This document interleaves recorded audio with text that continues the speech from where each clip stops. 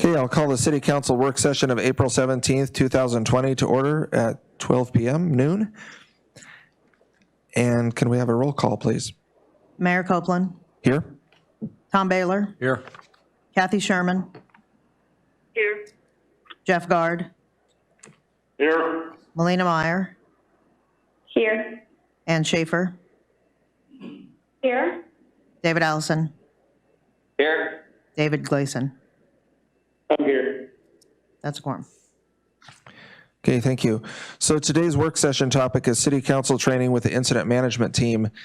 And before we start that presentation, what's that? I would just let them know who's in the room. Yeah, we have your incident team, incident commander, actually, Paul Trumbley, deputy incident commander, Mike Hicks. We have the clerk manning the recording and deputy clerk running the YouTube site for us. It's audio today, no video, just audio. Have city manager Helen Howarth, city councilman Tom Baylor, and myself, Mayor Copeland, are here in the room. And we had a roll call of those online. I also just wanted to let the share a couple things with council before we go to the incident commander.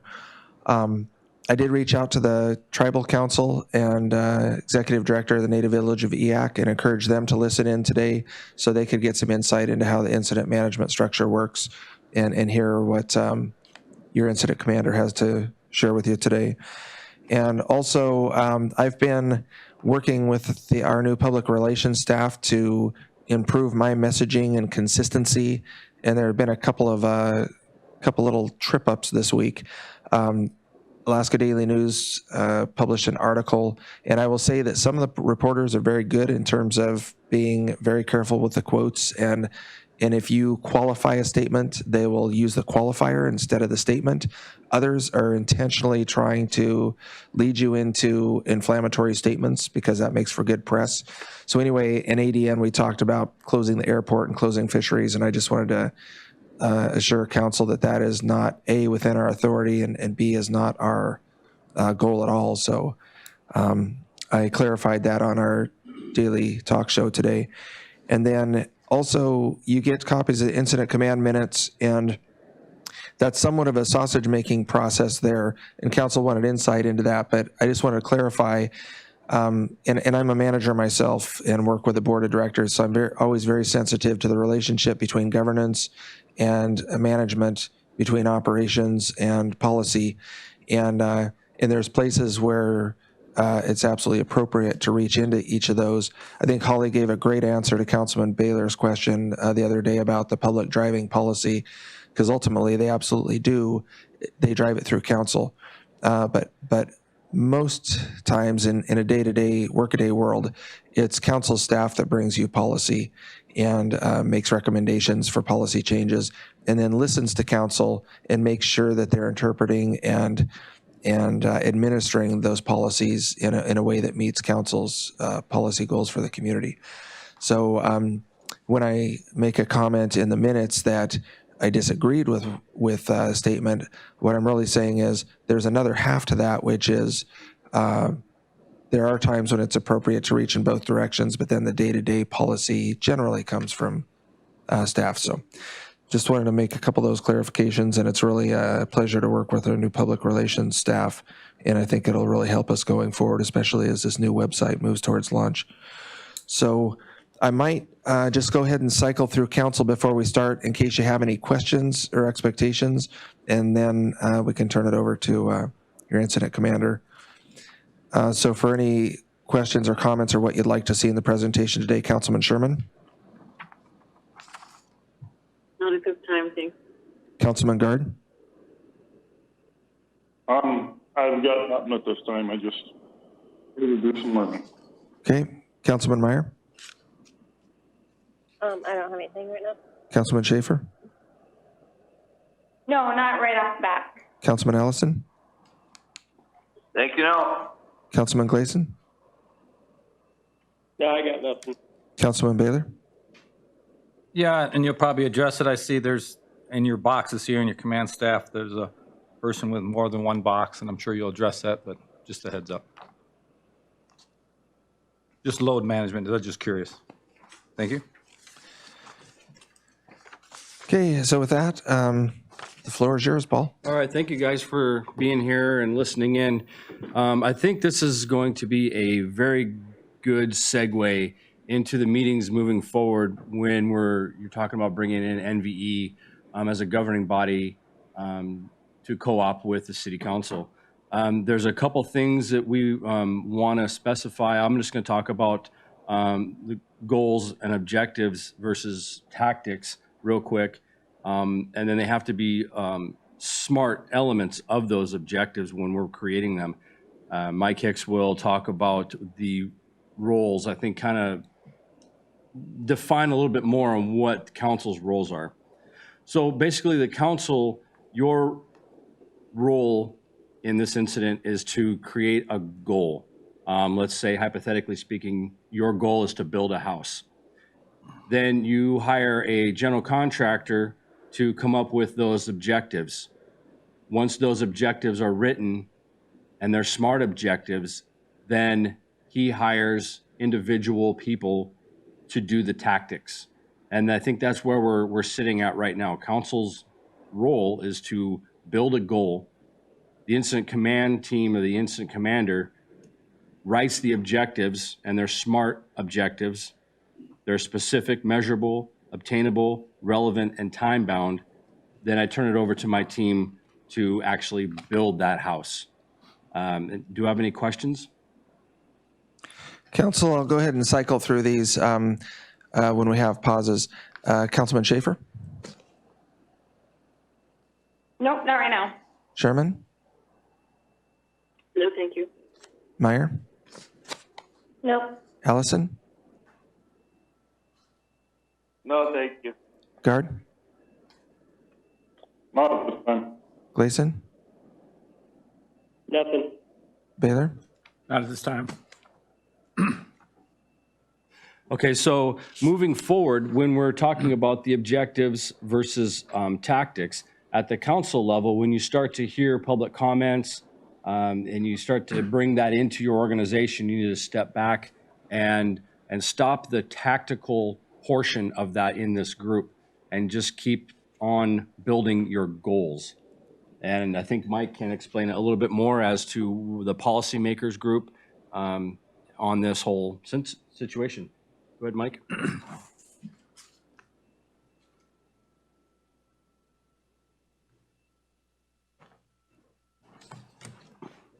Okay. I think everybody in the room at least has the latest command structure. It's our 207 organization chart. And it changes almost every day. Excuse me. Excuse me. Not major changes, but there are changes. Holly kind of misspoke the other day when she was talking about that we have a unified command.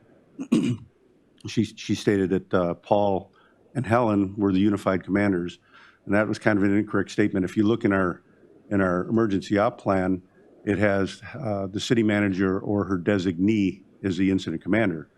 And again, I'm a couple weeks behind on this whole thing, but when this thing started to unfold, Helen chose, due to her training and lack of training, that she didn't want to be the incident commander and chose Paul to be the incident commander. So she stepped out of that role. So right now, we have an incident command. We do not have a unified command. So Paul is, if you look at the chart, he's the incident commander, and I'm the deputy incident commander. He has the ultimate authority for the incident. He has the final say in any decision we make. Let's say we have an earthquake and the cannery over here is collapsed and there's people trapped inside. And at the same time, the school is on fire and unoccupied. He has to make the decision of whether to put the fire out or save the people in the cannery. Our first and most important thing is life safety. Second is incident stabilization, and third is property management. So in that case, in that scenario, if he's a good incident commander, he's going to say, let the school burn down. We got people over here trapped in this cannery that are dying. But that's his choice to make. Win, lose, or draw, that's his ultimate decision. Hopefully he takes good input from the folks that work around him and makes the right decisions. Sometimes no decision's the right decision. But that's his job. He has the ultimate say for the final decision that the incident management team makes. If you look off to the side, we have Heather Brandon as our emergency management coordinator. She puts in inputs to the command staff. The top portion of this is the command staff, and then the lower portion is the general staff. So we also have right now 3 medical advisors, Dr. Sanders, Blackadar, and Yutzi. We don't have a safety officer yet. One of our bigger problems, I should say, with this is finding the manpower to fill all the blocks. And you need to fill these blocks with qualified people. You just can't stick anybody in these positions. Public information, we have Kathy Renfelt and Kathy Sherman right now, and a lady named, what's that lady's name that you hired? Heidi. Heidi. Okay, she's not plugged in there yet, but she's going to help out with PIO. And then below that, you have the general staff, which is your operations section, planning section, logistics, and finance. And they each have a section chief, as you can see on the chart. And then below them, on the other slides, there's other things. But if you look off to the right, you'll see the policy group. City council, the city manager is over there now, and the mayor is over there now. He was formerly in PIO. He still assists with PIO duties. And the legal counsel, Holly Wells, is attached to you guys and gals. You're just out there, you're a separate group from the incident management team. You're the policy group, and as Paul said, your job is to make policy and set goals, and our job is to create objectives and carry those out to get the end result hopefully everybody wants. So if you go to the second page, it breaks it down a little further. Here's the operations section, and we have span and control. One person can only control realistically 5 to 7 people. That's why this is broken down. So if you look, there's more than 5 to 7 people under, but he has 5 groups. He's got the information branch, fire and EMS branch, harbor branch, law enforcement, and ports and entry. Each one of those has a supervisor or leader. So now he's, instead of taking charge of 10 or 11 people, he's taking charge over 5. Ultimately, he has charge of all those, but you have supervisors in between that take some of the burden off that one person. And so, under fire and EMS, we have the fire division and EMS division and the morgue group. They'll also all have people that run those that report to the EMS branch supervisor. And then, some of the other folks don't have anything yet, but they eventually, this whole thing can expand or retract as much as we need it. Next page is the planning section. You can see right now he only has 4 people underneath him, working underneath him. Actually 3, there's nobody in the demobilization unit. The demobilization unit is on there because whenever you have an incident, you start considering demobilization at the beginning of the incident, not the end of the incident. You start planning now for winding down, putting the toys away, sending people home, doing whatever you need to do. You want to start that early on in the incident. We haven't started that yet because of our lack of people, but at some point, we have to consider that. That's why it's on the chart, so it doesn't get forgotten. Next page, you have the logistics section. They're the folks that get us the stuff we need. They get us the lumber to build the house, and so on. So in this case, we have a communications unit, facilities unit, sheltering unit, food unit, medical unit, and supply unit, and transportation unit. So Cindy Appleton's the logistics chief. So those folks under her, she asks them to get things, they get things, they give it to her, and then she makes sure it goes where it needs to go. So that pretty much explains the org chart. Questions? Any questions on that? I just want to clarify one thing. What Chief Hicks spoke to a moment ago is that our plan does provide for a unified command, but basically we're designating the incident operations to Paul, and that I'm retaining the role as executive director, if you will, or the equivalent of. And that is in code and it's in the plan. But the incident command is definitely with Paul, and he will run all operations in conjunction with Mike Hicks. So I just want to be clear of that, is that our plan does allow for that unified piece. Well, yeah, you still hold your role as a city manager and all your duties and as a supervisor and whatnot. But the unified command doesn't really start until we bring in other entities. Right. Like if later we decide to, like right now, the state unified command, they have law enforcement, they have medical, and they have Homeland Security are the 3 unified commanders. But you still, even when you go to that, one person is the head person, and they have they're the ones that make the final decision. So that's what you know, we're talking apples and oranges here. That's what we mean by unified command under ICS. Yeah. And just before we go to council questions, I'll just add, because it took me a while to understand this structure as well. So in day-to-day operations, council would be at the, excuse me, top of the org chart. Your city manager reports to and works for you. The mayor facilitates council's will. But in an emergency, in an incident, that structure completely changes. And past councils have put this all in code that defined those roles, where you hand the executive authority to your city manager, and the city manager has that authority, and frankly, she has powers that actually supersede council's powers in terms of making rules to manage the emergency, that give her emergency spending authority and basically the freedom to do what she needs to do. And so I just wanted to mention that before we go to questions.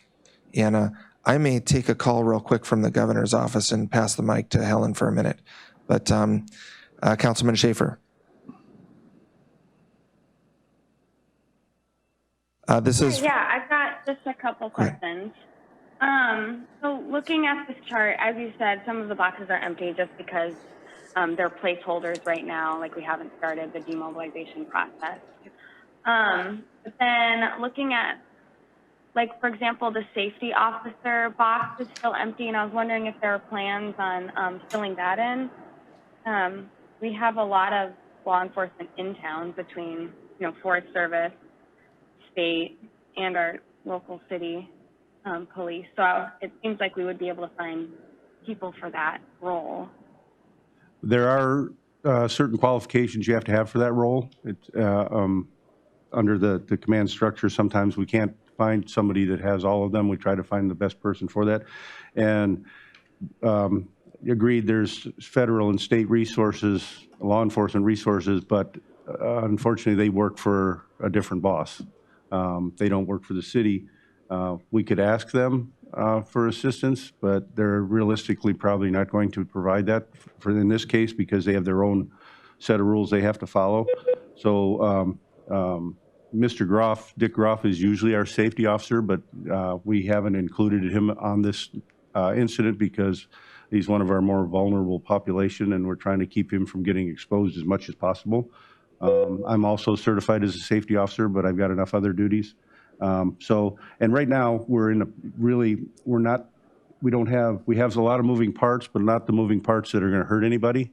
So if we get out there and we start having to move heavy equipment around, or there's a lot of potential for, like during snowpocalypse would be an example. We had all these people out there shoveling off roofs, so there's a danger that somebody can fall off a roof, and a few of them did actually. So the safety officer oversees that operation to know how many people he's got, where they're at, and what they're doing, and has the authority to stop the operation at any time. So we are actively looking for somebody to fill that, but that's one that we want to make sure we got the right qualified person in there. Does that answer your question? Yeah, thank you. And then I just had one other question, just wondering how you foresee incorporating NVE into the organizational structure, if you've made any progress on that. We've got a meeting with them Monday at 1, I believe, or 1. And I know Helen's been working with them on some legal issues to make everything kind of fit. And basically, we're going to sit down with them and, I know there's some people over there that have some ICS training. Hopefully we can get that person on board and plug them into a role with our organization. We may, depending on how involved they get, assign one of their folks as a liaison officer, which is just below the safety officer, and that would be a joint liaison officer with Heather Brannon. they would be the go-between between the city and NVE. They have finance folks over there, let's say, and right now we have Ken Fay and Barb Weber are our two finance folks. Well, as this thing grows, we may need 2 or 3 other people to help in the finance department. So we might be able to tap that resource and say, hey, can you send us some folks to assist our finance folks? And then we would plug them into these spots along the way. So that's kind of one way, you know, and we just got to kind of play it by ear at this point, because we have to find out what resources they can provide for us and what they're willing to provide for us. And then we go from there to include them. Like right now we have folks out on the second page that are greeting people at the airport. You know, they may want to help out with that, or the harbor. Right now we don't have people assigned to the harbor. That's our next, in that area, that's our next priority. The ferry group, right now we don't have a ferry until July 1st, so that's not a priority. So we kind of prioritize things as we go, and sometimes it's based on person power and objectives. And the objectives, even though you have maybe 1 through 8, tomorrow 8 could be number 1 and 1 could be number 4. They move around depending on how the situation unfolds. And once things get moving, it can become very fluid. Does that answer your question, Vice Mayor Meyer? Councilman Schaefer, sorry. Okay. Yeah, thank you so much. And Vice Mayor Meyer, you had a question? I did. Let me switch over here. Thank you for sending us this updated command structure. It really helps. I have been, since this started, kind of looked over the Cordova Emergency Operations Plan, and just kind of looked over it again last night, and I see that those boxes kind of match up to what you guys have, and then we're expanded down. One question that I had, since we're kind of talking about policy group off to the side there, is in the Cordova Emergency Operations Plan, I saw there was a medical advisor position that was supposed to be in the box for policy section. I was wondering if that was removed for any specific reason or overlooked, or how you guys see that a medical advisor would fit into the policy group. That kind of goes back and forth. And in this case, right now, we're this scenario or this incident is right now it's a true medical incident. It has other components to it, but we're focused on the medical aspect of it. So that's why we have the 3 medical advisors connected directly to the incident commander for direct input. But they also, we can move them around and we can say, you know, okay, Dr. Sanders, we need you to go confer with the policy group because you're supposed to be in there. But right now, we're fortunate to have 3 doctors on board on this chart, but it moves around. So we can send those doctors where we need them. We can move people around as necessary. But right now, we're trying to get all the advice we can directly to the command post so we can make our decisions and then flow back up over to the policy group. Does that make sense? I have a quick question to clarify that. Councilman Baylor. So I think, Mike, what you're saying is if the city council requests some advice from the medical group, that they would be available to us. Absolutely. Okay. I think that's what the question really is. Yeah, you can't cover all the little boxes. Yeah. Thank you. Does that make sense, Councilman Meyer? Yeah, it does. I was just looking at the Cordova Emergency Plan, and I saw medical advisor and the medical branch kind of in both boxes. So I thought it would be helpful maybe just to add it into the policy group too, even if they are overlapping, because this is such a medical-centered emergency. I think it would be nice to have, to know the role that the medical advisor is part of a policy group. That was just my kind of understanding when I looked at it, but kind of goes both ways, so I don't want to nitpick it or anything. Sure, no, I understand. And the plan is just that. It's a plan. It's a guide. We try to use it. Sometimes we don't use everything in the plan. Sometimes we change it up a little bit, but it's kind of something to make us go on down the right track. And but that's a good point. And that's something we could potentially add into that policy group. It's a good observation, and we'll look at that. Can I ask a quick question, please? Yes, please, Councilman Gard. Okay. I understand that our position of policy, not actions or that, and I have no issues with any of that. But where the policy group is kind of off in a box up by itself, I really can't see exactly where and how we're supposed to plug in with this thing. So can somebody clarify that for me a little bit? If you look in the emergency plan, it's structured the same way. The policy group is kind of off to the side. It's just on this particular chart, it was a good place to put it, to be honest with you. It fit in there.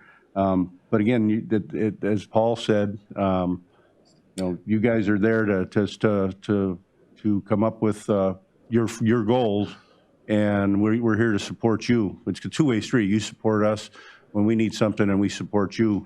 But that separation is so that we don't try to dictate what you do, and you don't try to dictate what we do. It's just a separation that's there for that reason, that shows that there's a separation. But we still are on the same team, and it's kind of a give and take scenario. Does that kind of answer your question?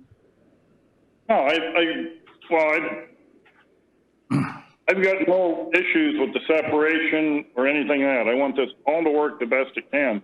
But this just doesn't tell me how best where to do this. And it may be trying to split hairs or whatever, but is it through Helen, or do we have the mayor into the incident commander, or does it come in someplace down below and then back up? I mean, what's going to work best so we get the best function out of all this? I just don't know. This is Helen. In the incident command structure, the policy group is really a critical piece of it. It's the one that sets direction, that says we want to protect Cordova, we need to have this, we need to have that. And as Paul was mentioning, the incident command team needs direction from council that says, this is what we want to do. And so council, in the past few weeks, has been saying we really want to make more restrictions on our points of entry. These small community exemptions allows us to do that. You asked me and Holly, our attorney, to develop ordinances and other directives that would then be sent to the incident command to make it happen. So those are the kinds of directives that council has to do and should do and needs to do to help guide the incident command team. So I think you guys have shared very clearly that you want safe harbors. You want to make sure that vessels aren't coming in and basically anyone can run around town. So we developed the mutual aid agreements, and we're developing a harbor plan. And so all of that is being driven from your direction that said we need something to happen around harbors, or we need something to happen around airports, or we need something to happen. I've heard people talk about how the community itself is engaging. You know, we passed an ordinance that said you must maintain social distance. I heard pretty clearly from some of you that you would like to have a face covering rule, which is something that Incident Command is able to work on, and me as city manager under the emergency order is actually able to implement without council approval or, you know, ordinance. We can just put down an emergency rule that says you guys in our community, everyone needs to have face coverings. So those are the kinds of things that really provide guidance and have to date. You guys have been very clear about things you felt were important for our community, and the incident command team has been running with that. Okay. Just so we're clear, I'm not trying to figure out how to have, for council to have a position of authority, and that's not it at all. I know that we may have overstepped into tactics or implementation earlier. a lot of this is because just everybody didn't know what we were supposed to be doing. But all I'm asking is the most productive way to do it. And maybe the best way is for council to go through Helen, the manager or something, to interject there. But I don't want to make way for trouble for the incident commander. I don't want to make things less smooth. I don't want to micromanage. I don't want to do any of that. I just was wondering where our input point was. And it may have been a dumb question, or we're trying to just to have a line going across someplace. No question. No question's a dumb question. They're all good questions, and that's why we're all here. We're all here to learn. But let me simplify it down a little bit further. Normal day-to-day operations. Council has their council meeting. They vote on stuff. They make decisions. They do stuff day-to-day on a regular basis. And whenever something needs to be done by staff, you guys refer it to the city manager, and the city manager refers it to staff. So in this case here, the incident management team is your staff outside of the normal day-to-day city structure. The normal day-to-day, the council would pass something to the manager would pass it to staff and come back and report back to council. So in this case, your incident management team is your staff. So if you just do your normal routine, basically, you guys and gals make your decisions and pass them to Helen. Helen passes it to the incident management team. Does that make sense? I gotta pass it to Helen, and she passes it to you, and that's the only line I was looking for in there. Oh, okay. The interface. Okay. Okay, there's a little more, but that I'll add in a minute. But Councilman Baylor. Yeah, Mike, I'd like to refer to your organizational chart you have for the pandemic influenza. It's in our emergency operation plan. Okay, I don't have it from me. He's got a copy of it. Okay. So while he's under who is responsible, it has all these acronyms, but all entities, I would assume that's council included. And then is POL, is that policy? Where's, what page you on? You can start with page 175. This is on the city website. Hopefully, I got older books, so I hope we're matching up. Okay. So under 175, it's position checklist, command and control and management. No. I think it's 187 and on. Yeah, it is an old one. They're on 193. Yeah, there's that. And for those listening on council, I've got a 2010, so what you're seeing on the web may not match up exactly. Okay, where are you going specifically? Well, okay, so this is command and control and management. Okay.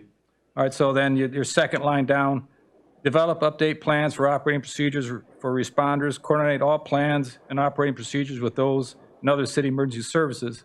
It says all entities, so I think this has already been done, but I think this is where council's sitting back is like, what was our role and responsibility? So according to this, we were to maybe not develop, but be brought into that and brought up to date.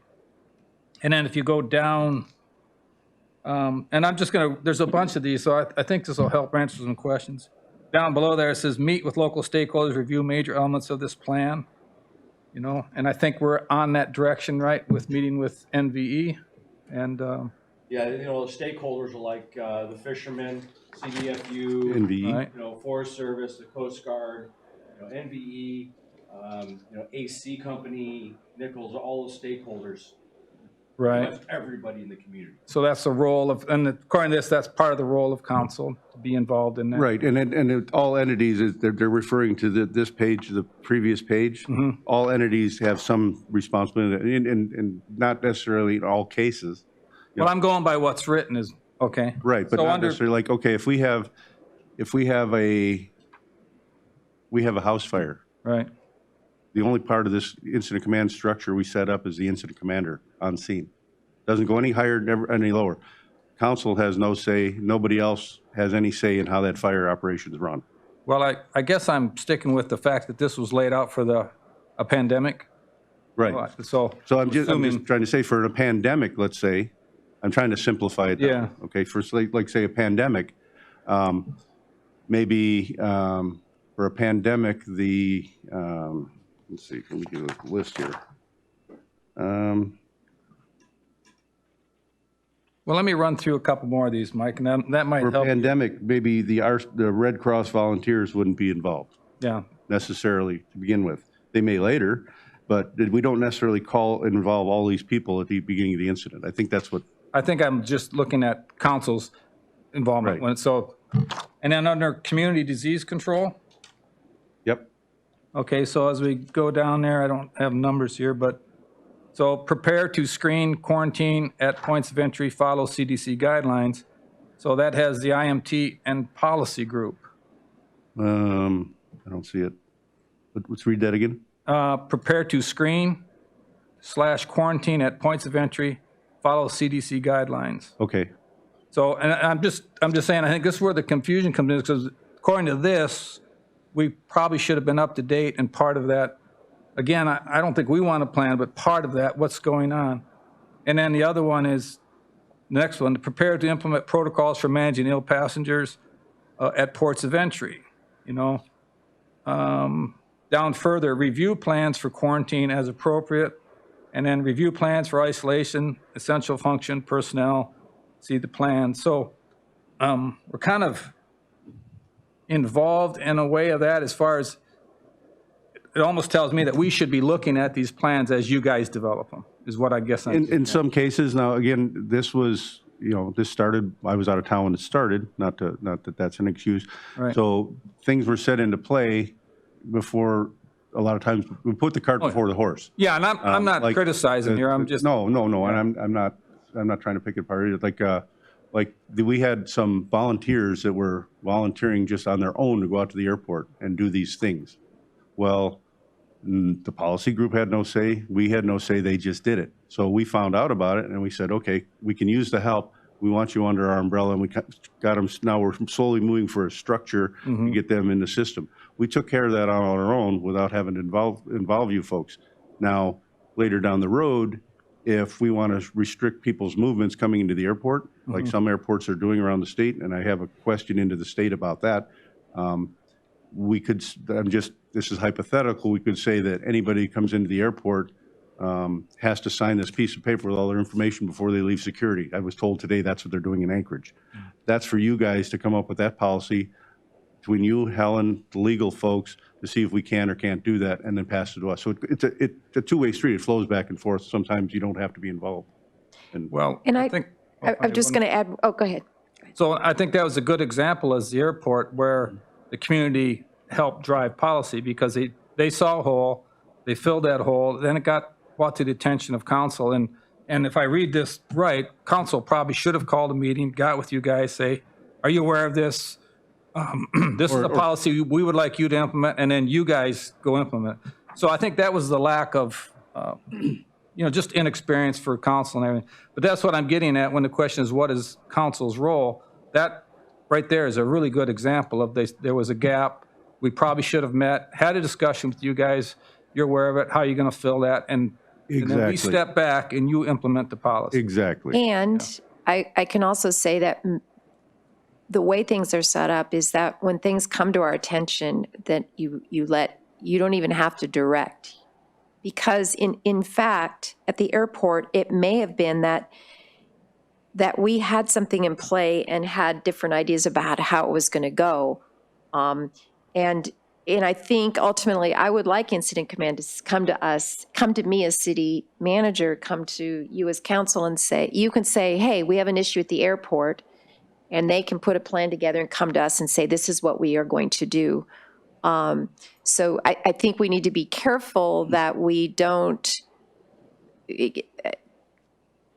go into the weeds, if you will, and say, hey, you guys need to get somebody out at the airport in a tent with whatever, but say, hey, we need to control our port of entry, council policy. We need to be real clear about who's allowed into town, council policy.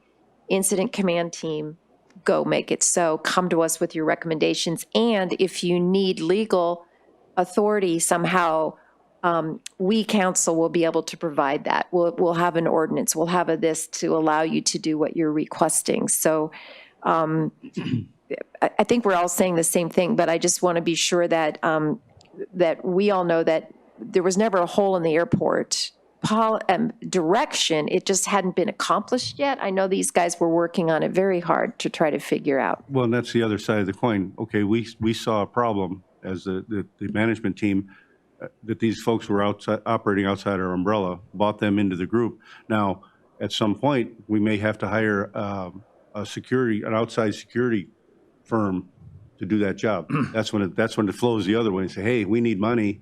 You guys, we need you to. Here, we came up with a plan. We need $20,000 to fund somebody to stand at the airport for 6 weeks to make this happen once we've vetted it through the legal system and all that other stuff. So that it would flow the other way then. I don't know if you all have the objectives that I sent out. Yeah. If you look at the top portion above public safety, Yeah, Susan emailed those out for those online to I just want council. to make sure it's the objectives to ensure health and safety of the community and promote economic stability. This was the objectives that came out Oh, yeah. the first week of our emergency operations. That was 6 weeks ago. And if you read down just above where it says public safety bold, the bottom objective, outreach to Cordova ports of entry to include harbor, Alaska Marine Highway, Cordova airports, pre-plan policies and procedures to include awareness, possible delays or closures. And that was more specifically towards the planning and the PIO portion of our team. That wasn't implemented, but that was an objective 6 weeks ago. So that was just something that we were planning on working towards. But as the mandates came out faster than we could implement, it really overwhelmed our team with the huge community response to absolutely close everything down. So this was a plan 7 weeks ago, or we're going on 7 weeks, this is week 6. So just, if you look through the objectives, there are things that were going to be in place. We just became so overwhelmed, council became so overwhelmed, and that was driving tactics versus coming up with goals and objectives. So do you see where that kind of played into this? And that's why we've been we haven't been like not doing anything the last couple of weeks, but it really slowed us down for a couple of weeks. And we're going into week 3 because we're at the council level, we're trying to deal with tactics instead of just a goal. Does that make more sense? Yeah, and it almost gets to my point that you had this 6 weeks ago, but on your command and controls, develop update plans and operating and share those with us. And again, I'm not criticizing. I'm just saying, moving forward, I think we've got this understanding is we're going to be up to date, and I think, that's all I'm saying. I'm not criticizing what's done is done. And I'd just like to add this organization chart. I've been working on this, trying to get this better. We had a really small, hard to read one. So this is part of that. Eventually, hopefully this weekend, I've been working on this tirelessly, but we copied it after someone else's. Included with this, once we get it up to speed, will be our objectives, what our priority of those objectives are, what our current situation is, and some other information. Those will all be in one handy document so that it'll go out for the right now our operational period is 7 days. So that'll be our operational period plan for 7 days, and you guys will all get a copy of that once we get. I'm working toward that goal, and that fits into what you were saying. It'll get us all on the same page. Because right now you're in the dark about some stuff, we're in the dark about some stuff, we're really in the dark about some stuff out there, and we're just trying to reel it all in and get it all together. So this is going to hopefully improve here real soon. It will. So council, I'm going to continue, I'm going to go on through for questions and comments, but I did want to interject a couple things at this point because to just add to this. One is that that current plan that Councilman Baylor is referring to is on the city's website. If you go to the city's homepage, cityofcordova.net, and then click on the COVID-19 banner at the top, that takes you to the current COVID-19 page. In the lower right-hand corner, there's a box off to the right-hand side that says Emergency Operation Plan. And if you go down and look at Emergency Operation Plan 2014 to 2019, it has that latest plan that Councilman Baylor is referring to. And as he shows, the plan for pandemic response shows policy involvement early on in some of these steps. So for a variety of reasons, that didn't happen at the outset, but that's kind of where we're at now, where we have a weekly policy meeting scheduled. The council is getting current information, and in fact, there's whole new frequently asked questions that I just came through a few minutes ago that I just forwarded to Susan to pass on to council. So, but what Helen said, I think it needs to be repeated so you understand, to help council understand what you're actually, you have more power and flexibility. So when you declared an emergency, you gave Helen emergency powers so that she can be your secret weapon. She's your secret agent now. You don't have to you don't have to write an ordinance every time you want something to happen. That's what the code, why it has this incident command. So you don't have to worry about how to word a mask ordinance or something. You literally just direct Helen to do it, and she goes and gets with Holly, and within a couple of days, she has a mask ordinance that the team can enforce, that they can implement, that protects the community, that can meet the objective, protect public health. But now she's your secret weapon. So she's not, she isn't taking over the council's power, she's executing your power. And then on the governance side, I mentioned because you're still the city council, and this emergency response is still under your umbrella as governance for the community. So I made a comment in the incident management team meeting yesterday that I was asked to repeat, and it's one of the appropriate areas when council, it's not only your right, but probably your responsibility to reach down into the operations level. And that's, it isn't council's responsibility to, and this is from my Alaska Municipal League training, it's not the council's responsibility to manage, but it is the council's responsibility to see that things are properly managed. So when council, and I think the council did that this week in particular, said, hey, we're not getting communications we need. We're not getting the public's not getting the communications. If they'd actually referred to the plan, they would see that that's one of the plan elements.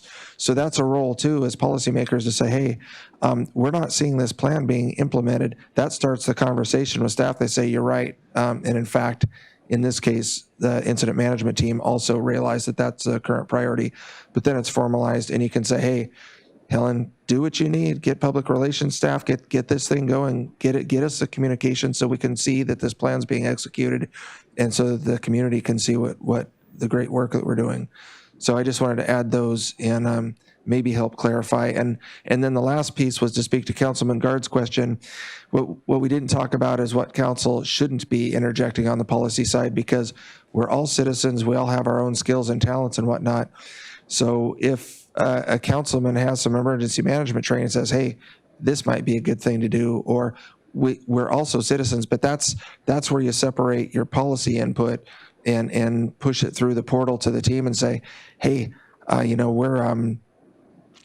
we see that the setup you have here, or the stores aren't implementing, or any tactical suggestion, still welcome those, but push those through the same, the new website and the portals that are available. And that just kind of separates your role as a councilman from your role as a citizen, and allow you to contribute in the same way that we're encouraging all of the community to contribute. Incident Commander Tremblay, and then I'll go back to you, Council, for questions. Yeah, just to clarify too, that this process doesn't start under Annex L of the pandemic influenza. It doesn't start here. It starts on actually page 1 of the emergency operation plan. And so if you do actually read through it, it does kind of specify a little bit of things, and it also gives the powers to do certain things under a disaster and a declaration. So it's just not the Annex L that we're really working under. It's actually starting from page 1. Mr. Baylor, probably be a good idea to get an updated version of that. And the version was 2017. Yeah, page 7 on this was actually July 2017, and it does get updated periodically. You can see the last 3 city managers on there. But what this does for us, really, talking about this, is this allows us to implement another plan moving forward if we have a similar situation. So. And then I think I heard you say, Paul, that policy guidance is important too. If the council, if you're saying, we want you to control access to the airport and we want you to be conservative, or you say, hey, but we want to, however, the policy can kind of signal, it's like, we want a functional harbor this summer, but we want to protect life safety. And, we want it to emphasize the life safety and rather than the other end. Exactly. Those kind of policy The signals. policymakers are a very important role in this situation and all disasters, whether it's an earthquake or we get a tsunami or whatever. When we've trained over the last 15 years on almost every different scenario we can find. What it's important to say is that this particular scenario, some of it was trained over the last 3 Alaska shields, but certain aspects of it, we can't really train on every little aspect and of the plan. So we just take little pieces and try and train ourselves in those. So. Hey, Just wanted to add one thing. I think I have gotten the idea from folks that there's a perception among some that those of us that are involved in these incidences are bringing our own personal views to this, to what happens. We aren't pursuing things as hard as we can because we personally don't believe we should. And I want everyone to understand nothing could be farther from the truth. And that's where the direction from council comes in. I might personally disagree with the direction, but unless there's a legal reason not to pursue that direction, we will implement what the council wants to do. So the legal team is really important because they provide the cover, that's the wrong word. They provide the ability for us to do things legally without recourse from others who might choose to sue us. And so it's really, really, really important that our legal team be a critical part of that. And I just want to reassure everyone that, Paul Trombley and Chief Hicks, we're not looking at any directive and saying, we don't really like that, so we're not going to do it. That is not it at all. We will do what we're told to do in a legal way and in the best way possible. Now, it could be that some people say, let's do this, and we just don't have the resources to do it, and then we come to you. And if we still don't have the resources, we maybe put it on a back burner. But we're here to make sure that what council is asking for, what the community through council is asking for. So, And that's correct. I'd like just to add on top of that is that the incident command structure is a paramilitary organization, and we do have rules and regulations that we have to follow. So, yeah, thank you for saying that. Okay, Councilman Gleason, you had texted you're ready with a question, and we'll go to you and then to other councilmen.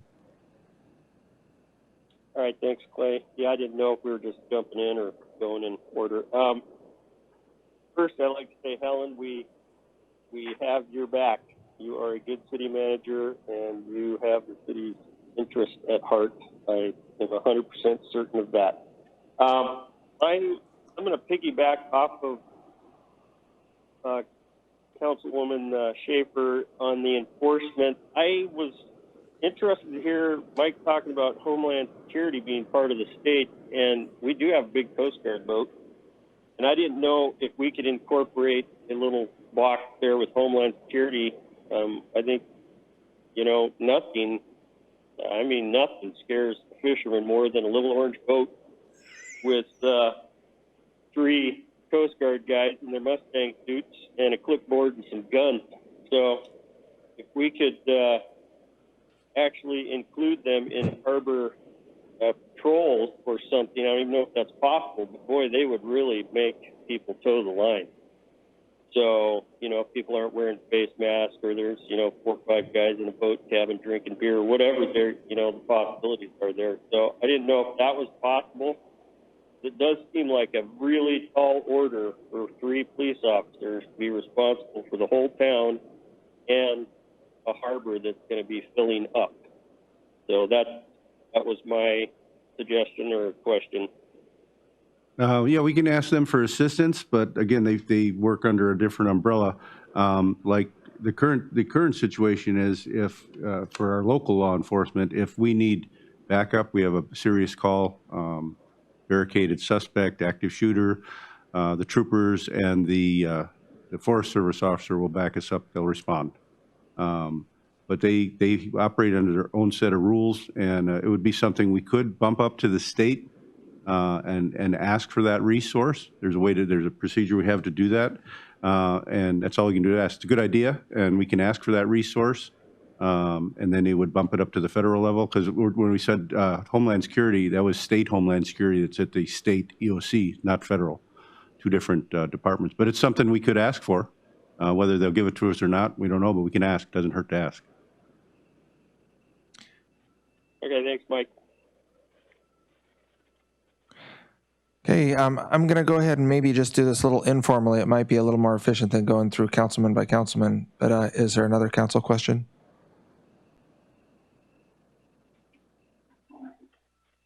Yeah, Mayor, this is Allison. Councilman Allison. I don't have a question, just a comment and clarification, I guess.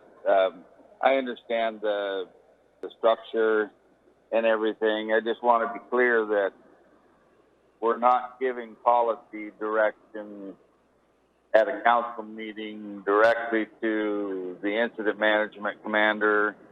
We're not giving direction when we're not setting policy when we're discussing around the table, throwing out ideas and things like that. That's not setting policy. Policy is set by discussing something, coming to consensus. Whether we vote on it or not, really immaterial. But if we come to consensus with our manager, and then our manager can pass it on to the incident management team. But and for the manager, make sure that we're clear on what is policy. Just because one or two council members agree on it, it doesn't make it policy. I think maybe that was some of the confusion recently. I guess it's maybe a little bit different for an emergency situation like this with the management team than it is for general council business without an emergency going on or anything. I'm always in favor of two council members putting something on the agenda, but just that doesn't set policy just because it gets on the agenda. And maybe we need to object a little more on the emergency thing if a couple council members want to put something on the agenda and several of us don't think that's a good idea. Instead of wasting staff's time doing something, maybe we stop at that point in time in the emergency situation. But anyway, I just want to make sure that we're clear that our direction and policy setting comes through the policy team, council with the manager and the legal, and then that goes to the manager, and then the manager is then going to the management team.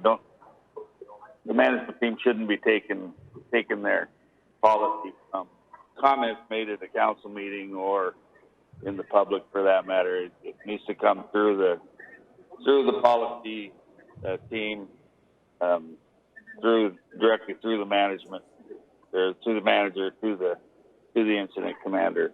So anyway, that's my take on it. Anyway, I think council needs to be a little bit more clear on their policies, and for the management team, don't take that as policy just because we're discussing something. Thank you, Councilman Allison. I see a lot of nodding around the table here, and that's a great thing about emergency. Council doesn't want to task your attorney with drafting an ordinance that we're only going to have in place for 6 or 8 months or something. Better to have her working directly with Helen to implementing, and the way these, yeah, exactly. So I think that's a good clarification.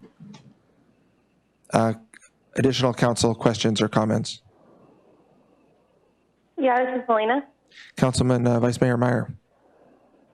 I have a question on how council with the opens meeting should give direction or input to the city manager? Is it, because I don't want to overwhelm her with phone calls or even a bunch of emails here and there. I do comment on some of them and send them her way, but it's hard to know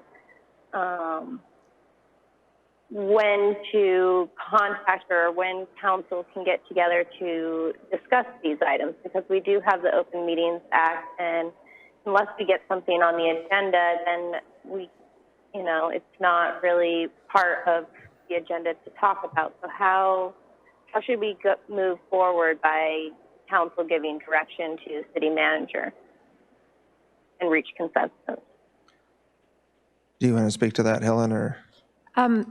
I guess it depends on the kinds of information. Obviously, under this incident, we're all getting overwhelmed with, I was in a 45-minute meeting earlier today, and when I got back, I had 45 new emails. So it is overwhelming, and it's hard to keep up with. I think that's where the Cordova Prepared website comes in, is that we're hoping that people will funnel their questions through that site,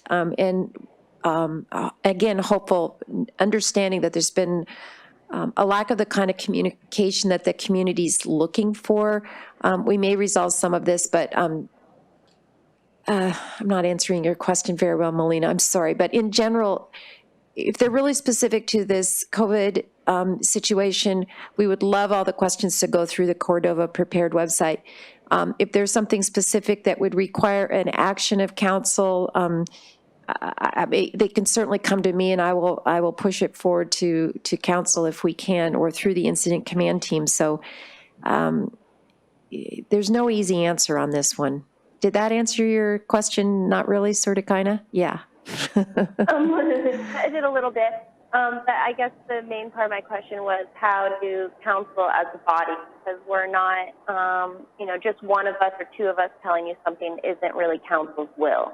So we need to tell you something as a consensus of our governing body. And how's the best way to do that? Is it our weekly meetings, or how do we move forward with doing that? I think we've all agreed that we need to meet more regularly. And so if I would think council, and Clay might have an answer to this, is maybe if there's enough of you that want something on the agenda, you guys set the agenda with Clay and could make sure that was on there. I'm happy to answer any questions and pass the buck literally to the people who are knowledgeable and knows what's happening if you have specific questions. So as council, yeah, absolutely. That's what I'm there for.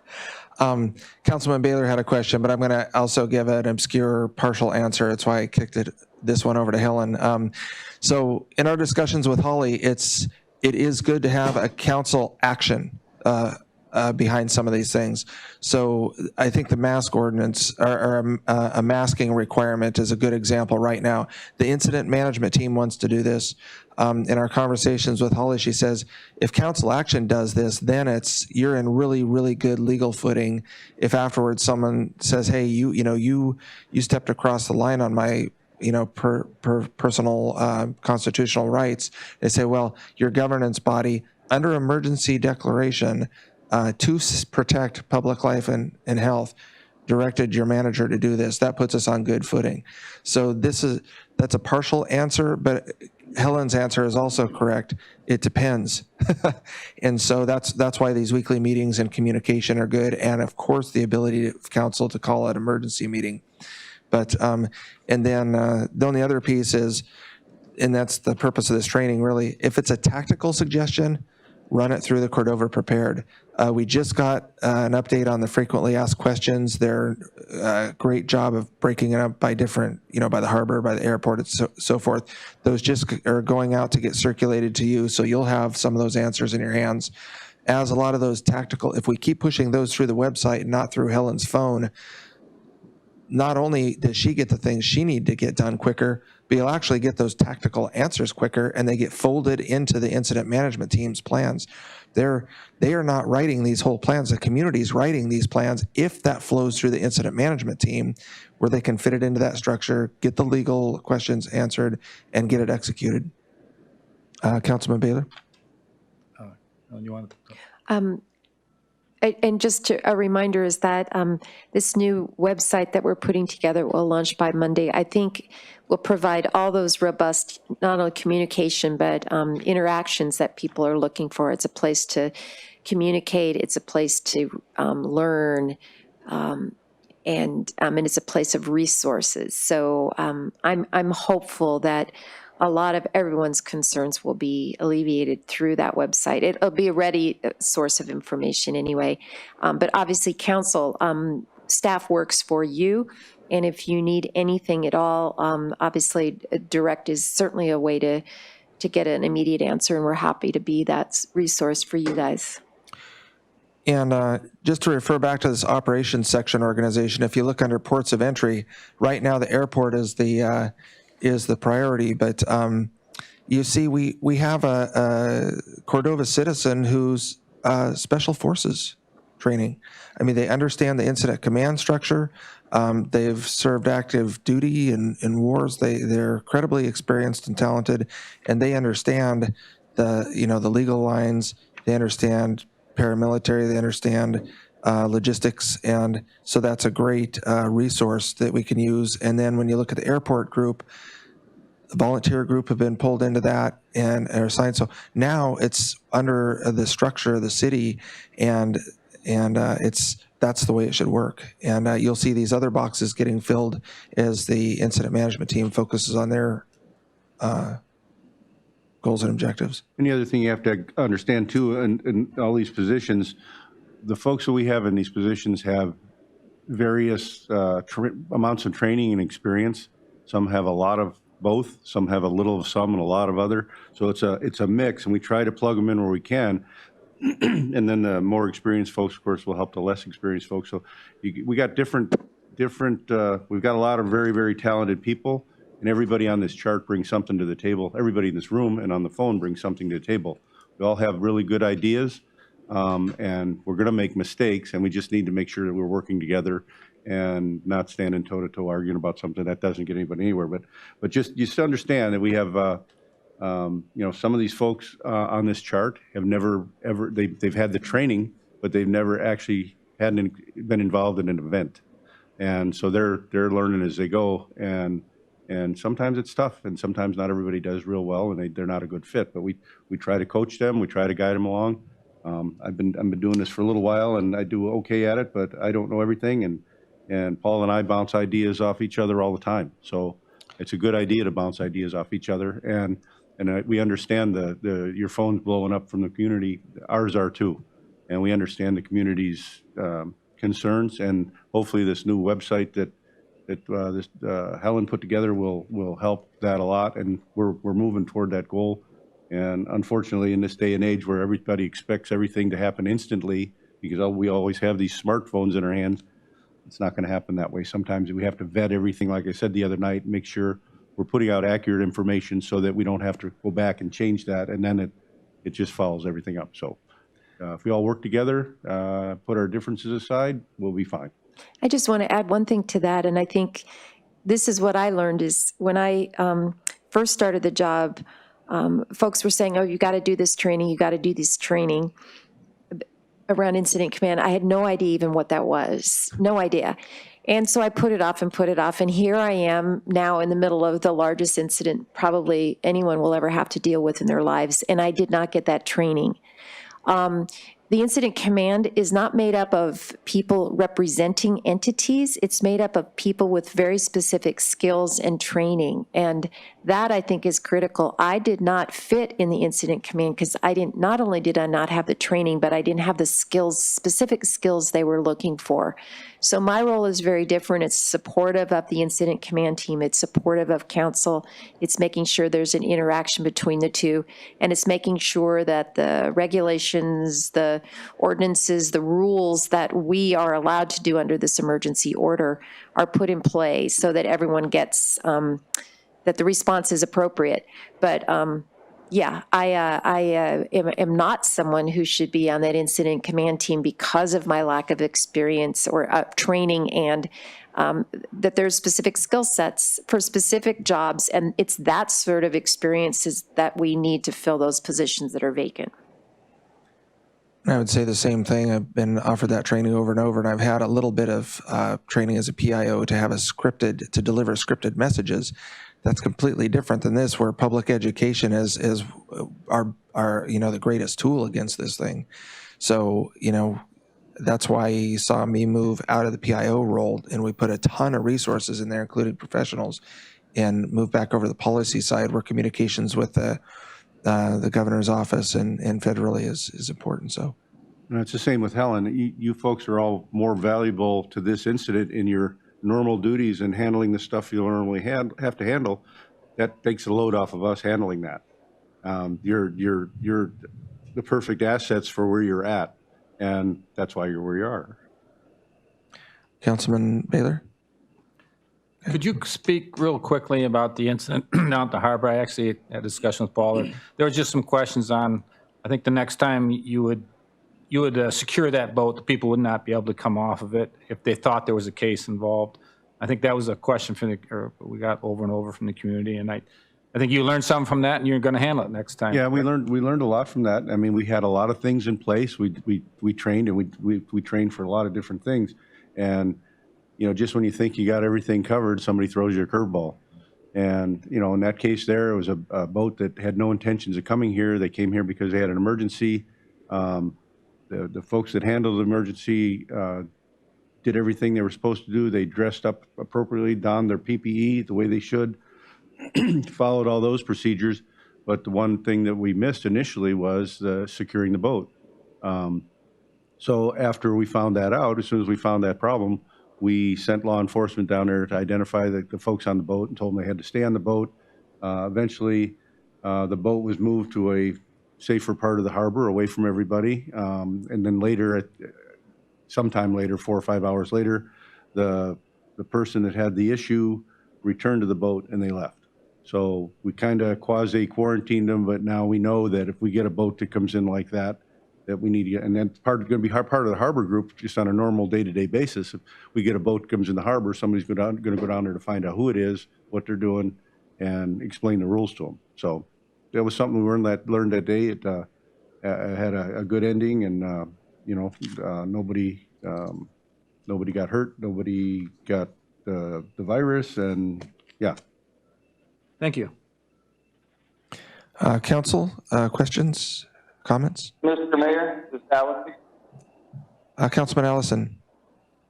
Yeah, I'd just like to circle back to where we were 15 minutes ago with Councilmember Myers, or Vice Mayor Myers' question on discussing things. I think the attorney has council a little bit afraid of discussing anything. I think that the time for council to discuss, we obviously can't meet for coffee and have coffee with 3 or 4 of us and discuss things. So we have to do our discussions at the council table.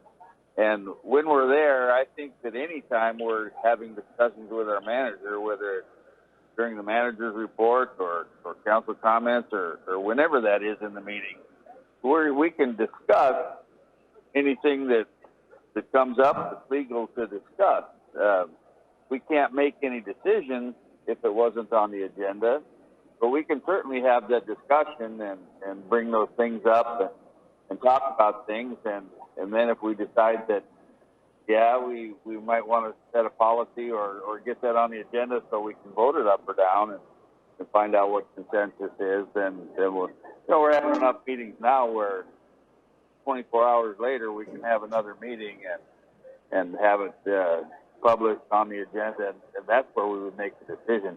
As long as we're not making any decisions on it, I believe that we can certainly have discussions on anything that comes up. So Exactly. I guess, back to Vice Mayor Myers' question, that's where, any meeting we can have a discussion with each other and the manager on any item that's legal to discuss, and as long as it's not an illegal item, we can certainly have that discussion. And as long as we don't make a decision on it, then we're still being legal. So Absolutely. My thoughts on it. Well, and I think So it's maybe a suggestion for all our meetings is a discussion item for council policy.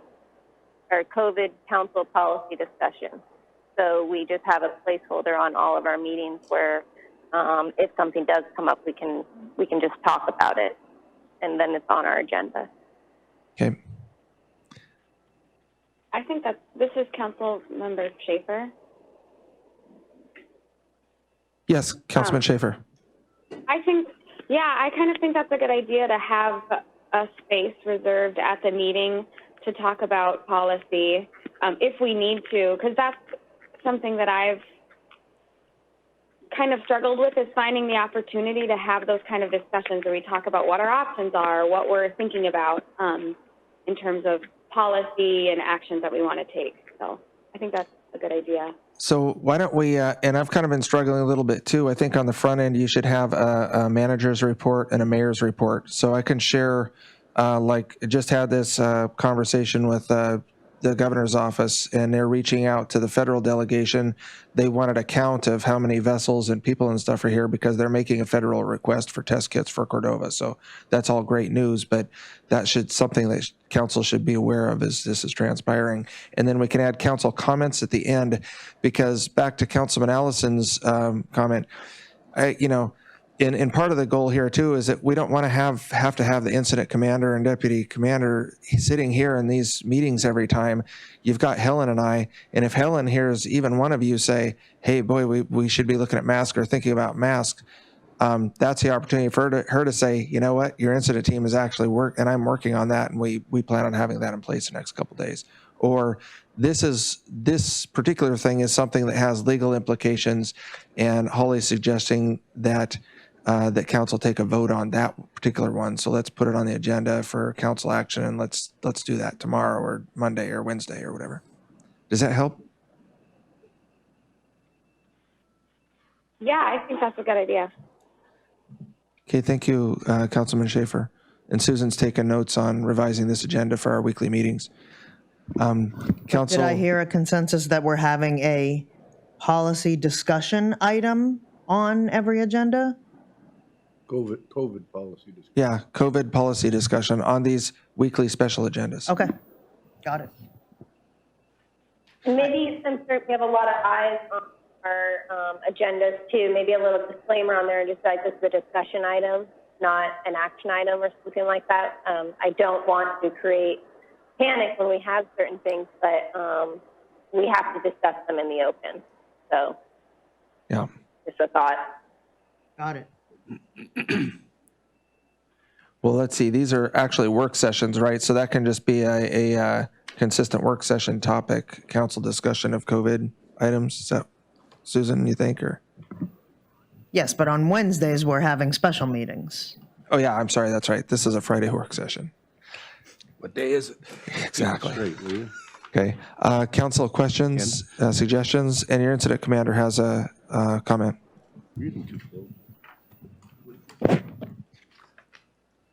Yeah, so moving forward, I know you guys have a meeting on Monday. You should, no? We can't. No, Cancel, so we're Wednesday. moving it to Wednesday. If you could come up with some goals for the incident management team to work on, because right now we're just kind of in a holding pattern and waiting for objectives to come through.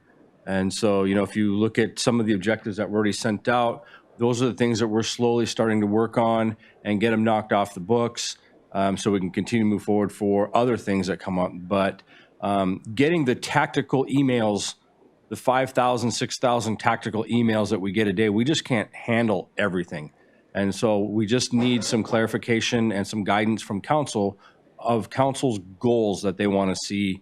And I think we've pretty much laid them out already, but keep the community safe and keep the economy going are two of them. And if you want to change those around, then change them around now so we can move forward.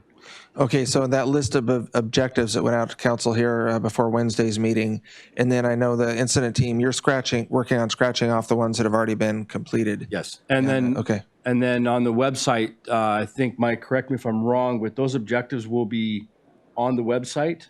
Is that what the plan is? Eventually, the plan is to have those on the website, and as they start to get knocked off the list, or we're working on it, or we have a plan, or if we have a group or a branch or a task force, those will get starting to knock off. So by, a couple of weeks, we shouldn't have any real objectives going on. We should just be slowly working towards the end goal. And that's part of your structure, that you have planning things kind of like weekly chunks. You put the objectives together, you get those objectives done that week, and then you move on to something else. If we have the manpower to do something, we will do it. If we don't have the manpower, we'll have to look for another way of doing it, and it may get pushed off to the back burner because something more important came up. So we just need goals from the council to move forward.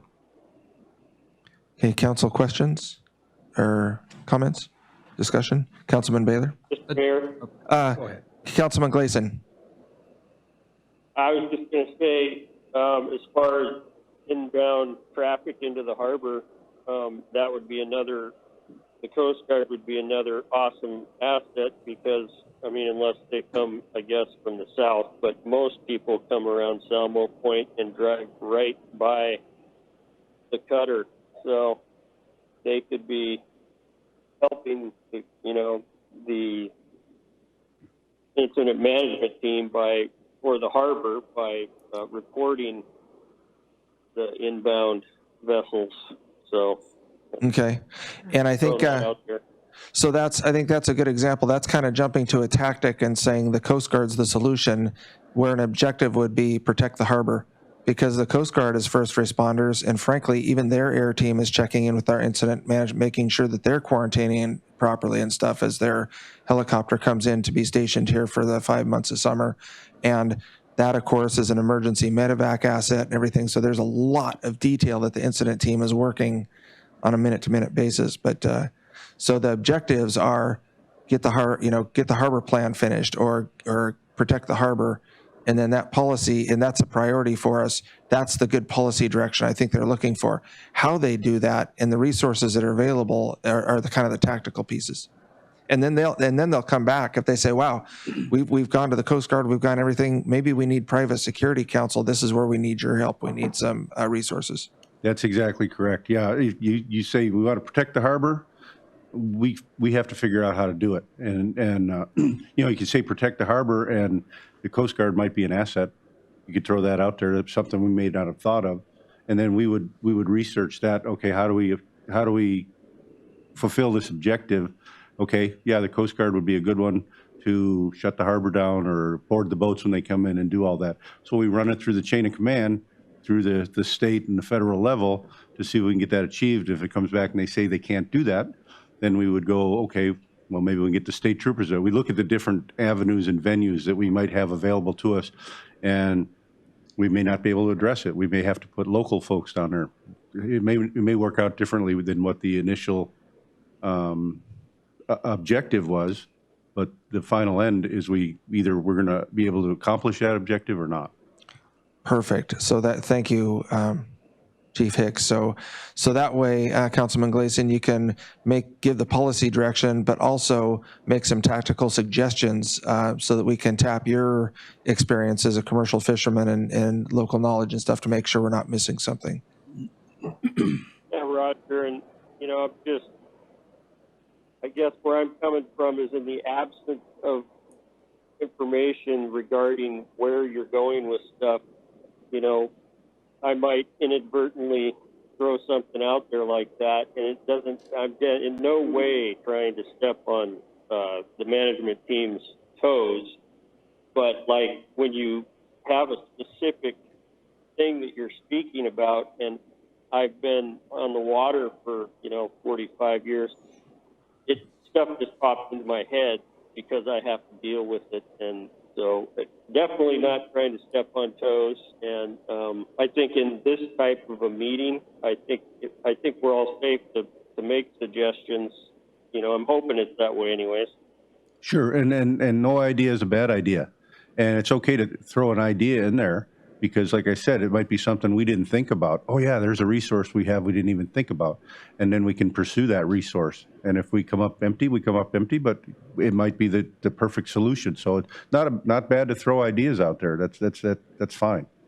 Yeah, it's just if you direct Helen to go form an agreement with the Coast Guard to be that solution, that starts tying up resources, if that makes sense.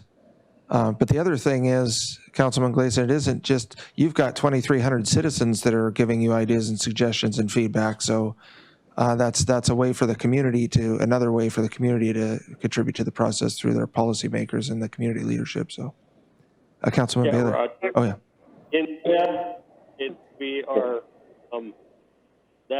We are held accountable by the people that vote us into office. So I'm just going to throw that out there. They're the people that we're accountable to, at least in my opinion. Yeah, and the unfortunate or difficult thing about it is that in the community, I get the extremes of ideas from you need to do it this way to on the other end, you need to do it that way. And I think we get to be the consensus builders. We get to find the solution that works rather than pursue solutions that polarize. So it's a difficult place to be, and I know all of you get it from all sides, as do all of us here. I think I heard another councilman. Yes, and Councilman Sherman. Thank you. So in the essence of time and beginning to satisfy what the IMT team needs from us, I've been working on some policies that I think, in my opinion and what I've heard from folks in the community, would be good guidelines and starting points. And I'm wondering, in terms of protocol, are we allowed to draft these up and maybe provide them to Susan or to Helen and have them as a starting point in discussion? Yes, I would send them to Susan and copy Helen for distribution to council and mayor, and that way all the council can see them and be considering them before the next meeting. Does that make sense? Thank you. Does that sound right, Helen and Susan? Yeah. Okay. Yeah. Other council comments, suggestions? Yeah, this is Melina. Councilman Meyer. I kind of got this idea after hearing Chief Hicks talk about how the Coast Guard and troopers, and they're kind of part of the state or federal line of their command, because they're also dealing with this emergency. And then Gleason kind of brought up the Coast Guard, and starting to wonder, is there, maybe we could reach out to some of these other entities that are part of state or federal command structure, just inviting them to send a representative or somebody to join our incident command team. So when you guys are working out these problems, maybe there is a representative from, say, the Coast Guard or something, and then they hear you guys talking about harbor, and then they can jump in and say, hey, let me look up my chain of command to see if we can do this. So we're not having to just reach out and come up with these ideas and assuming they can or can't do this. Maybe they can be brought in part of the process. Not all of them might take up on it, but maybe that could be a way we can fill some more boxes or get them integrated with the incident command team early on in our summer, because this is going to be ongoing. Okay, your incident commander can speak to that. Yes, in the incident command structure, we have a liaison who has been in contact with all those stakeholder liaisons. So they are talking to each other, and we do have that communication.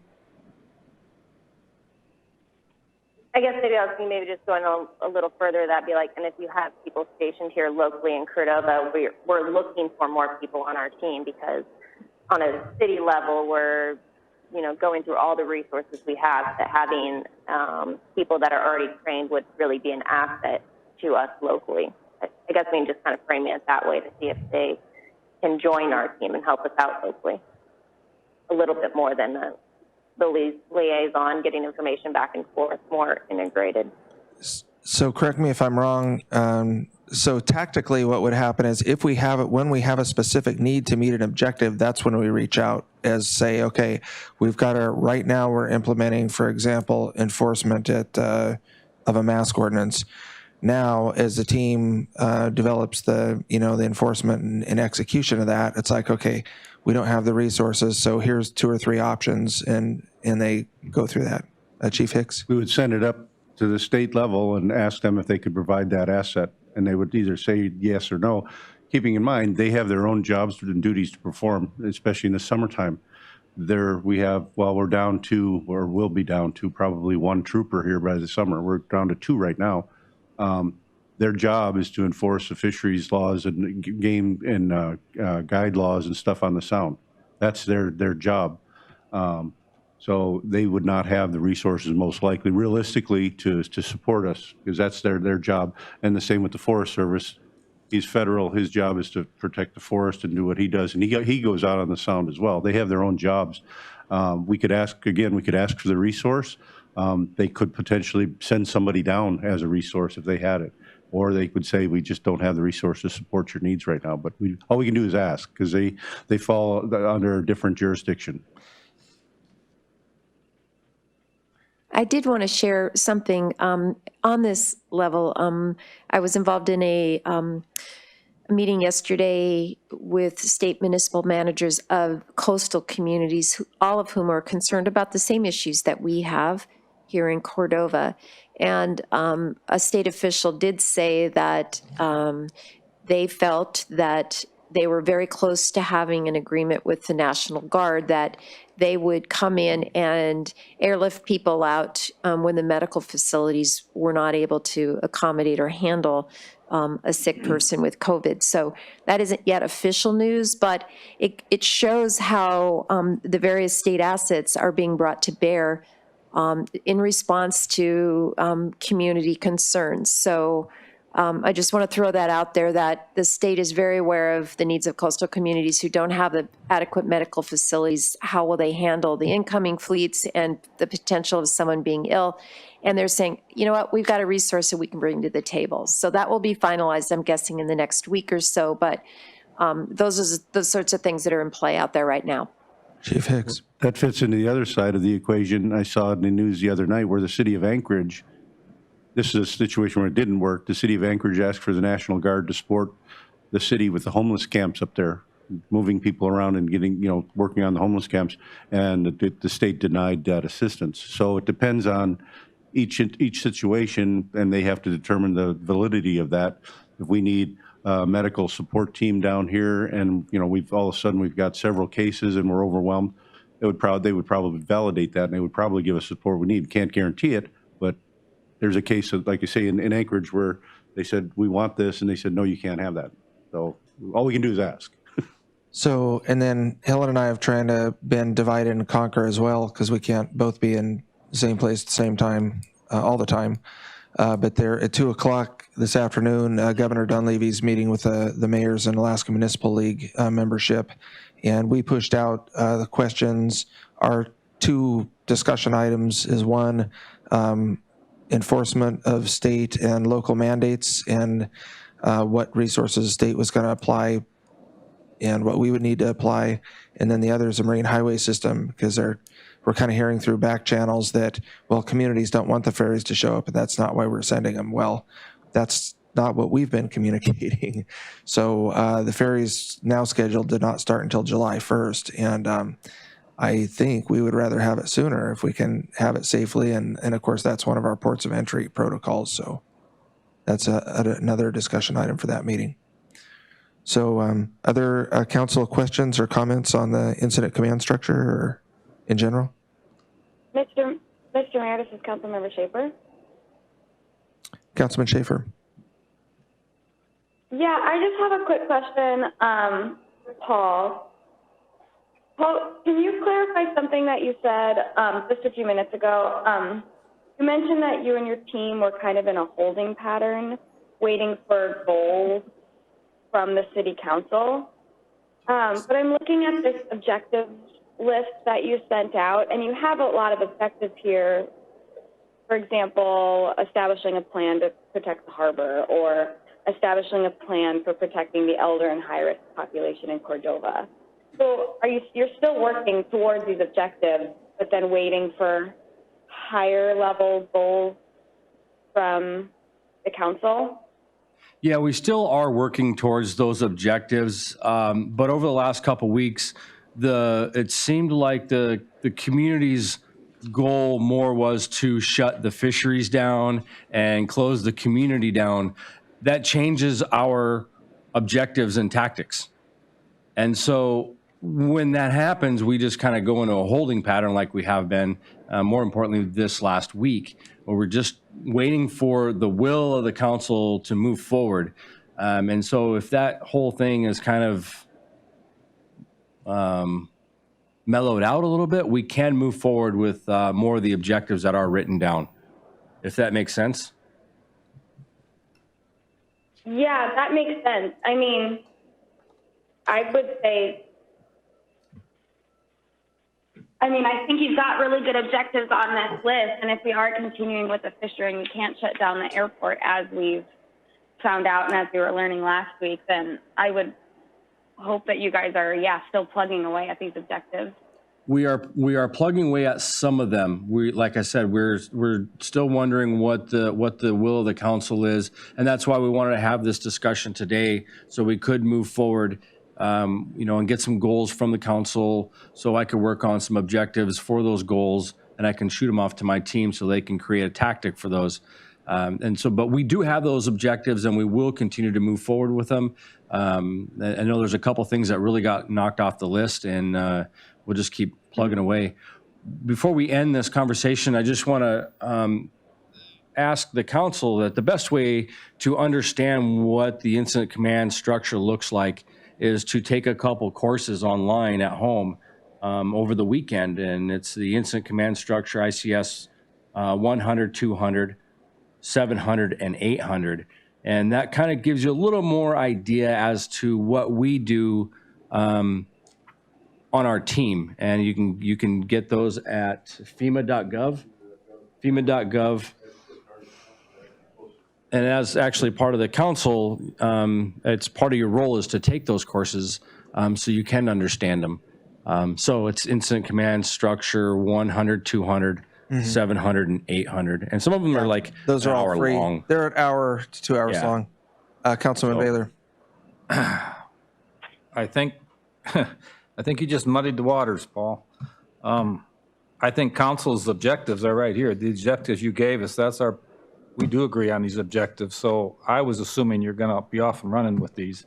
I don't think you're waiting for us to say do them. I think maybe you need to get concurrence from the council, but I assume that these are the goals you're going to go for and you're working on them. If that's what we want to do, yes. But like I said, when the community wanted to shut the fisheries down and they wanted to close the borders down, that changed a couple things. And once that happens, we just kind of sit back and go, okay, let's wait for the policy to go through so we can act on it.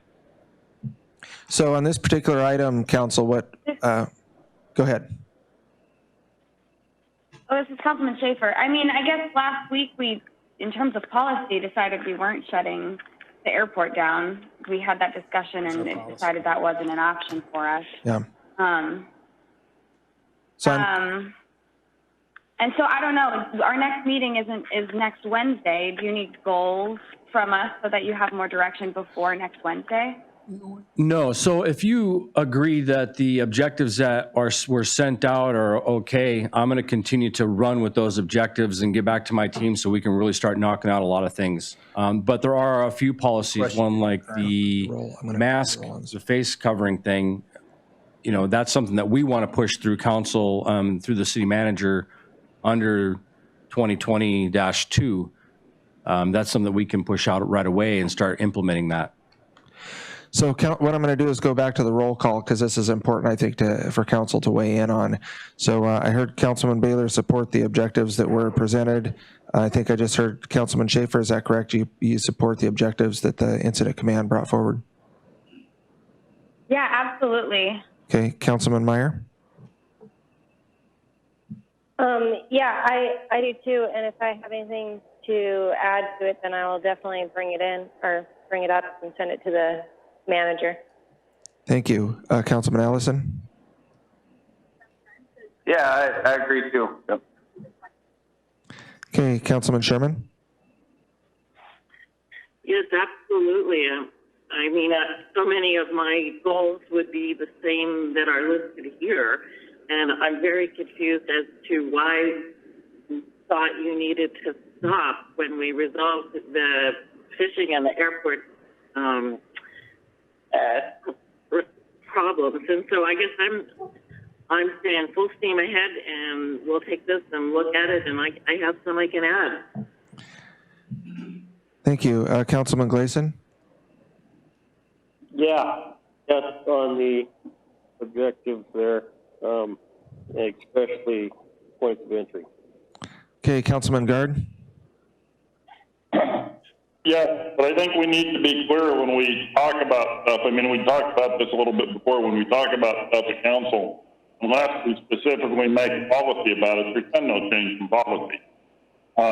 We've had lack of communication on all problems because everybody's been so swamped and overwhelmed by this. So it's no diss on anybody for it, but you're going to have stuff like this come up, and until an official policy is put down, there's no reason to veer off or change course to put on the brakes or do any of that. Once policy's set, unless it's officially changed or modified, it should just keep moving ahead. Yeah, and I hear and understand what Paul is saying, and I also hear council's concern.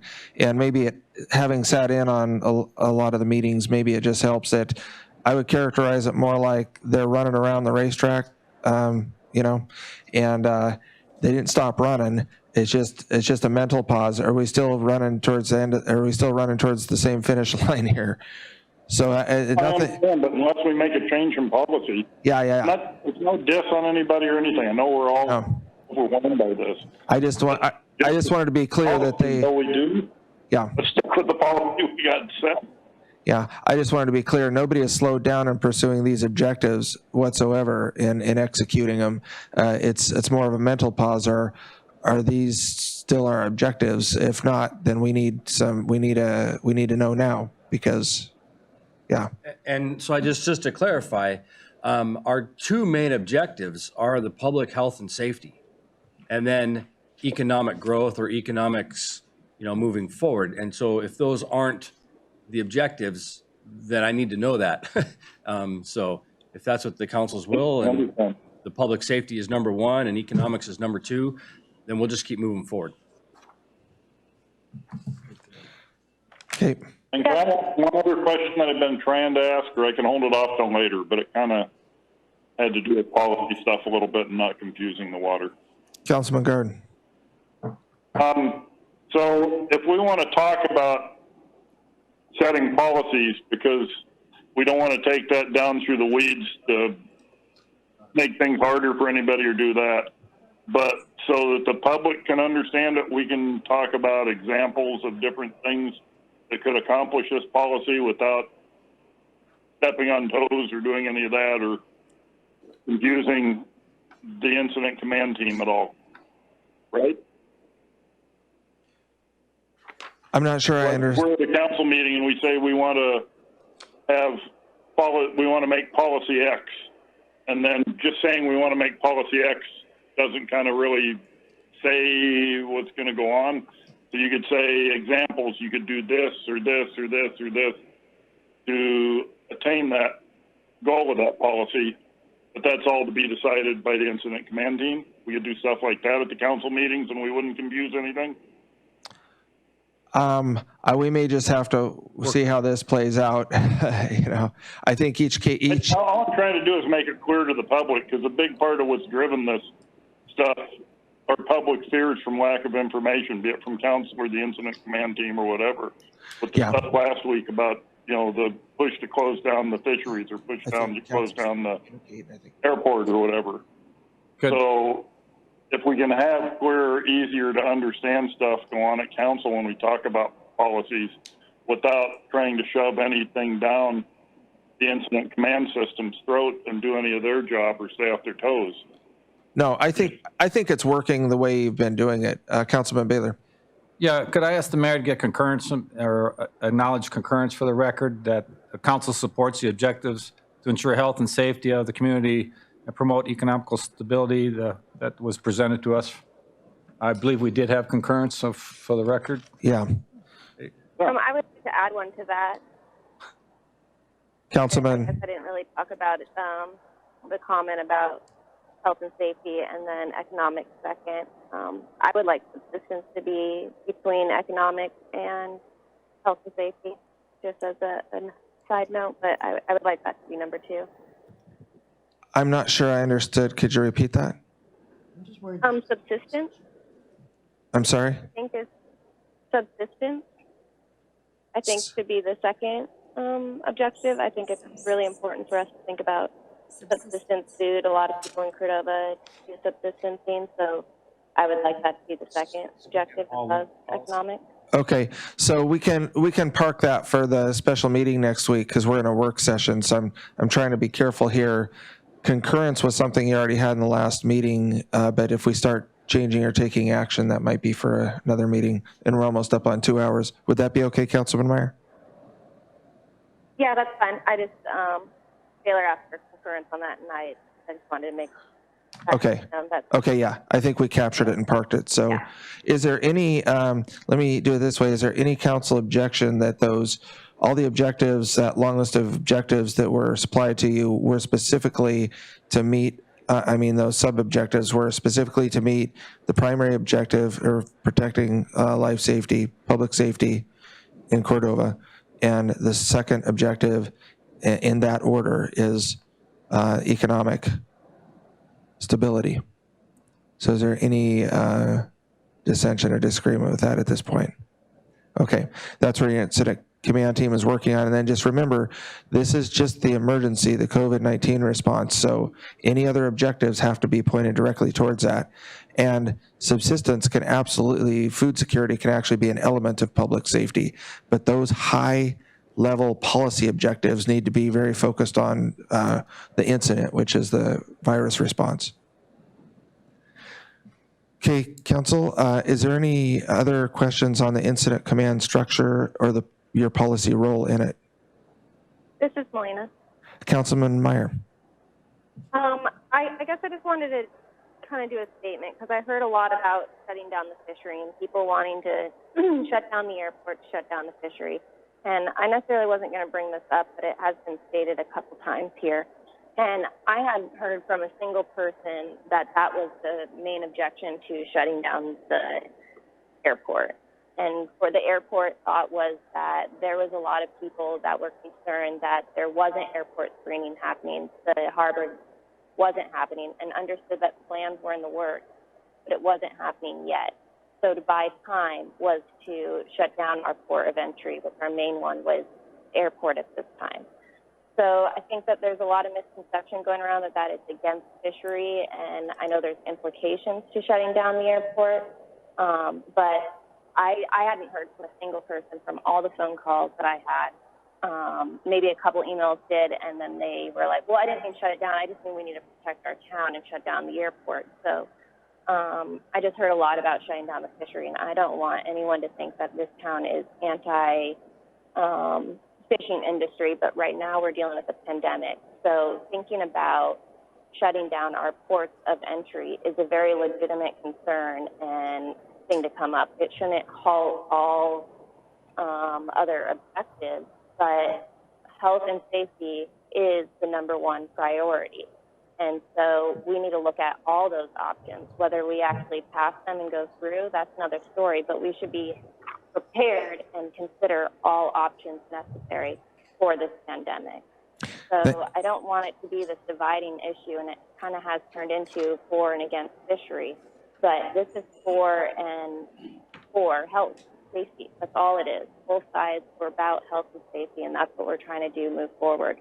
We can't shut down our airport at the time, but we need to have these things and be ready to do them if we need to, because we have to protect the health and safety of this community and everybody entering in and everyone that's been here. So I just wasn't going to mention that too much, but I think that there is this misconception about against fishery, and it's not about that. It's about a pandemic, and it's very concerning to people, and it should be for all of us.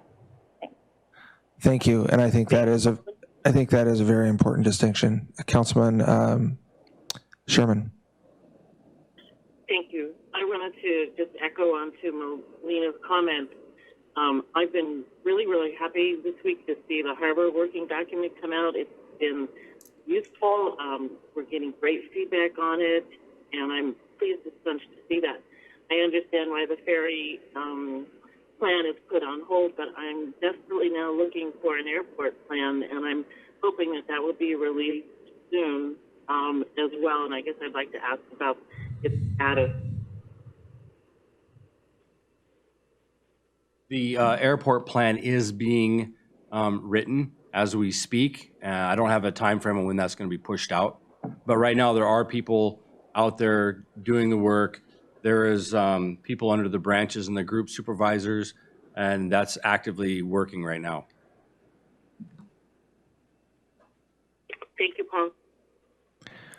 I just wanted to echo Councilman Meyer's comments, and again, this is where some of the public relations training is helping me.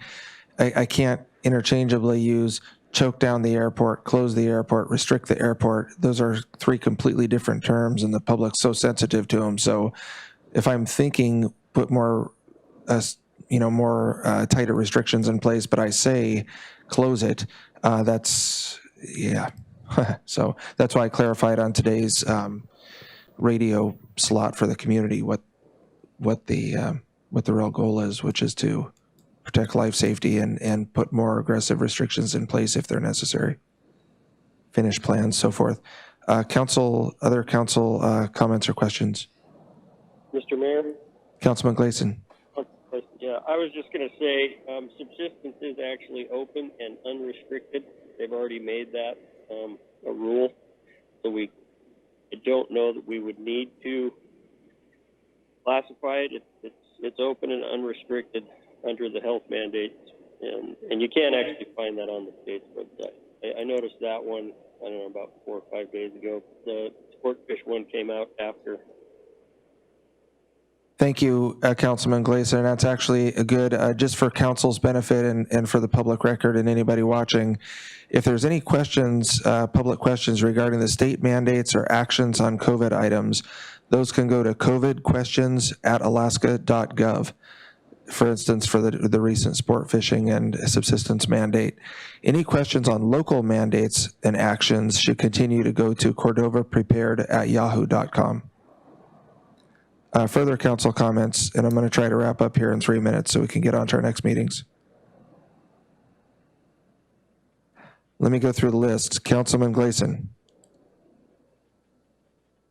Yeah, that was it. Thank you. Councilman Baylor. No comment. Councilman Meyer. No comment. Councilman Garden. No comment.